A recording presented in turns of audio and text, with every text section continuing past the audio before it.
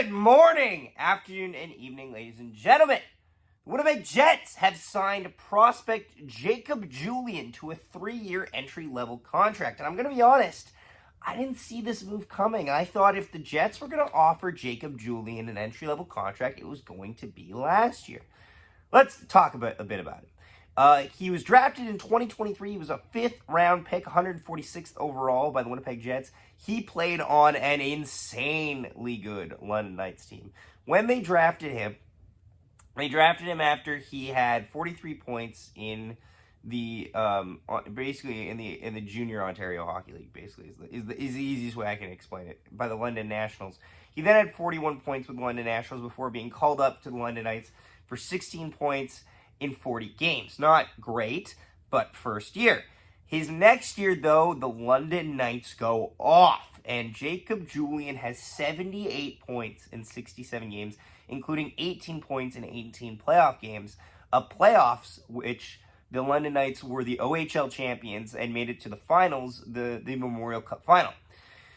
This year, it's been less ideal. The London Knights have been fine. However, Jacob Julien has dropped under a point per game and currently sits at 45 points in 58 games. That being said, he's still on pace to break the 50-point barrier in 67 games. And, you know, it's an interesting thing. I think Jacob Julien is a prospect that when drafted, he's about 20 years old right now. I wasn't really sure what the vision was there.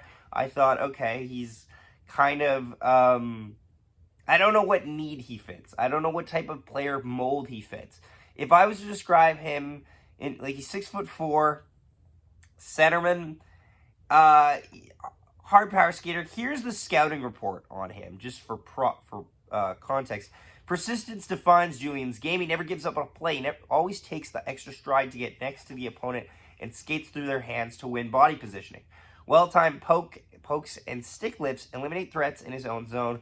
While Julien's defense drives his game, there's offensive upside there. By entering every touch with a couple of scans, he quickly advances pucks to the next teammate. So he's an offensive-minded forward who also was a point per game last year. Honestly, I don't hate the Jets taking a flyer out on this kid and saying, you know what, we're going to give him 3 years.